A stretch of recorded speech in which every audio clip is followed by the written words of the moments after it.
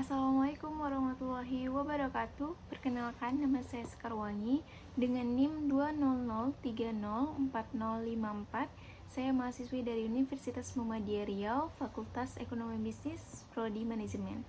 Baiklah, di sini video ini saya buat untuk memenuhi tugas UAS komunikasi bisnis saya, dan video ini berisi tentang penjelasan materi-materi komunikasi bisnis dari pertemuan 9 sampai pertemuan 15. Mari kita simak baik-baik. Baiklah, materi yang pertama yaitu tentang presentasi bisnis. Apa sih presentasi bisnis itu? Presentasi bisnis adalah menyampaikan informasi tentang aktivitas bisnis seperti pengembangan produk, pengajuan usul proyek, perluasan pasar, dan lain sebagainya yang dilakukan pembicara kepada audiens yang hadir dalam forum bisnis. Presentasi bisnis sangat penting dilakukan karena memiliki tujuan yang hendak dicapai. Nah, tujuan presentasi bisnis ini yaitu yang pertama, menginformasikan pesan-pesan bisnis kepada audiens, yang kedua, menghibur audiens, yang ketiga, menyentuh rasa emosi audiens, yang keempat, memotivasi audiens untuk bertindak. Nah, contoh presentasi bisnis juga sama dengan tujuannya yang tadi, yaitu tentang menginformasi pesan-pesan bisnis kepada audiens, menghibur audiens, menyentuh rasa emosi audiens, dan memotivasi audiens untuk bertindak. Selanjutnya yaitu komunikasi interpersonal dan kelompok. Komunikasi adalah istilah yang begitu populer di saat ini ya. Media massa, buku, kelompok, diskusi, atau pelatihan, seminar, dan sebagainya membahas tentang komunikasi. Manusia modern diberondong oleh pesan-pesan komunikasi dari berbagai jurusan, baik secara terang-terangan atau secara halus, baik secara verbal ataupun secara non-verbal. Kemudian, komunikasi interpersonal adalah proses pertukaran informasi, ide, pendapat, dan perasaan yang terjadi antara dua orang atau lebih. Contoh komunikasi interpersonalnya yaitu seperti percakapan antara kedua teman, percakapan keluarga, dan percakapan secara 3 orang. Komunikasi interpersonal bisa menjadi di mana saja ketika menonton film, belajar, dan bekerja. Ciri-ciri komunikasi interpersonal, yang pertama, bahasa yang digunakan bisa formal dan informal. Yang kedua, memakai media tertentu, misal seperti telepon, ponsel, dan email. Yang ketiga, dilakukan 2 orang atau lebih. Yang keempat, bersifat terbuka dan komunikatif. Nah, efektivitas komunikasi interpersonal juga ada 5 nih. Yang pertama yaitu keterbukaan atau openness. Yang kedua, empati. Yang ketiga, sikap mendukung. Dan keempat, sikap positif. Dan yang kelima yaitu kesetaraan.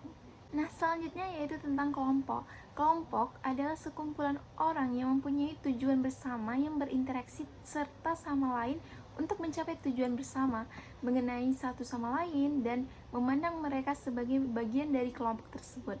Nah, menurut Michael Burgos dalam Wiryanto 2005 mendefinisikan komunikasi kelompok itu sebagai interaksi secara tatap muka antara 3 orang atau lebih dengan tujuan yang telah diketahui seperti berbagi informasi, menjaga diri, memecahkan permasalahan, yang mana anggota-anggotanya itu dapat mengingat karakteristik pribadi anggota-anggota yang lain secara tepat. Nah, klasifikasi kelompok ada 2. Yang pertama ada kelompok primer dan kedua ada kelompok sekunder. Bentuk komunikasi kelompok ada 2, komunikasi kelompok kecil, dan yang kedua adalah komunikasi kelompok besar. Fungsi komunikasi kelompok juga ada 5 nih. Yang pertama yaitu tentang fungsi menjalin hubungan sosial, yang kedua fungsi pendidikan, yang ketiga fungsi persuasi, yang keempat fungsi pemecahan masalah dan pembuatan keputusan, yang kelima yaitu fungsi terapi. Selanjutnya yaitu tentang negosiasi bisnis. Negosiasi adalah sesuatu yang kita lakukan setiap saat dan terjadi hampir di setiap aspek kehidupan kita. Selain itu, negosiasi juga cara yang paling efektif untuk menyelesaikan suatu kepentingan kita.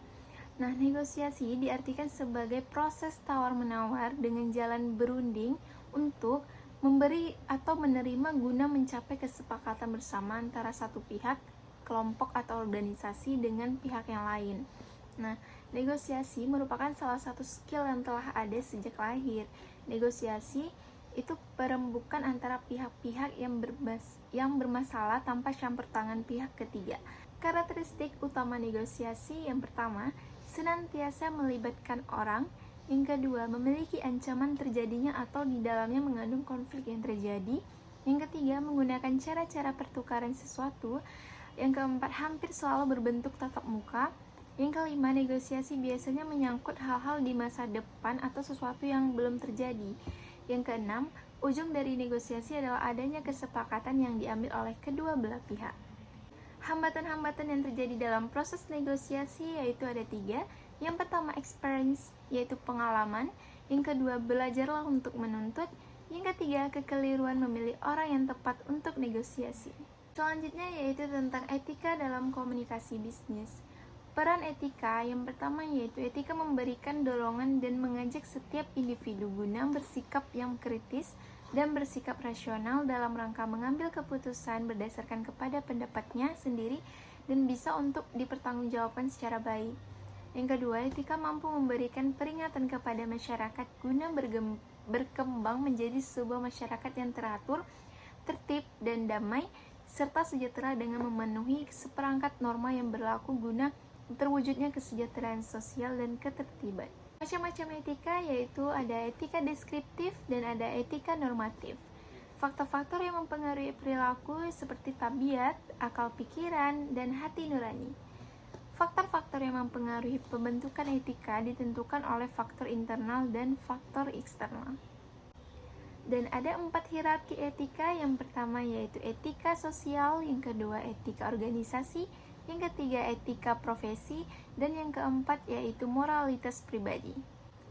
Nah, jadi etika bisnis adalah sistem nilai dari prinsip dasar dan filosofi permasalahan sebagai acuan untuk perhubungan dengan lingkungan internal dan eksternal. Dan etika kerja itu merupakan sistem nilai yang dianut secara perorangan yang termasuk etika hubungan antar karyawan dengan perusahaan. Etika bisnis mengatur hubungan antar perusahaan dengan publik, pelanggan, pesaing, pemasok, penyalur, pemegang saham, perusahaan afiliasi, prinsipal, investor, penyelenggara negara, masyarakat, dan media massa. Contoh penerapan dari etika bisnis yang pertama, menyebutkan nama klien dengan baik. Yang kedua, hadir tepat waktu saat janji temu. Yang ketiga, berdiri saat berkenalan. Yang keempat, tidak segan mengucapkan terima kasih. Yang kelima, membayar tagihan rapat. Nah, manfaat dari etika dalam bisnis ini, dengan memiliki sebuah etika, tentu saja klien merasa lebih dihargai dan tentu saja mampu memberikan gambaran kualitas perusahaan pada klien. Selain itu, jaminan adanya kerjasama yang baik terjalin dengan pribadi yang memiliki kualitas diri juga etika. Citra perusahaan bisa menjadi lebih baik, tidak adanya citra buruk, dan membuat jalannya bisnis menjadi lancar terkendala. Selanjutnya yaitu tentang teknologi digital dalam komunikasi bisnis. Teknologi digital adalah suatu alat yang tidak lagi menggunakan tenaga manusia secara manual, tetapi lebih pada sistem pengoperasian otomatis dengan sistem komputerisasi atau format yang dapat terbaca oleh komputer. Situs jaring sosialnya itu seperti Facebook, Twitter, WordPress, Blogger, dan MySpace. Manfaat mempelajari penggunaan teknologi informasi dalam komunikasi bisnis. Yang pertama, memperoleh, mengenal, serta mengerti definisi teknologi informasi. Yang kedua, memperoleh, mengenal, serta mengerti fungsi teknologi informasi dan komunikasi bisnis. Yang ketiga, memperoleh, mengenal, serta mengerti alasan penggunaan teknologi informasi dalam komunikasi bisnis. Yang keempat, memperoleh, mengenal, serta mengerti penggunaan teknologi informasi dalam komunikasi bisnis. Nah, kelebihan teknologi digital ini, setiap jenis teknologi memiliki kelebihannya masing-masing. Berikut ini beberapa kelebihan teknologi digital yang saya sebut. Yang pertama, data yang terkirim dari suatu tempat ke tempat lain tidak terpengaruh cuaca buruk dan noise karena data yang tertransmisikan itu dalam bentuk sinyal digital. Yang kedua, berbagai tipe sistem komunikasi tersedia dan dapat terpakai. Yang ketiga, biaya perawatan lebih rendah karena lebih praktis dan stabil gitu. Nah, kekurangan teknologi digital itu seperti kesalahan yang memungkinkan terjadi pada saat mengubah sinyal analog ke digital. Nah, yang kedua, kemungkinan tercurinya data digital yang penting seperti nomor rekening, data pekerjaan, dan lain-lain oleh hacker ataupun virus. Yang ketiga, membuat ketergantungan yang berlebihan pada penggunanya yang dapat menghambat kemampuan empati dan sosial secara nyata.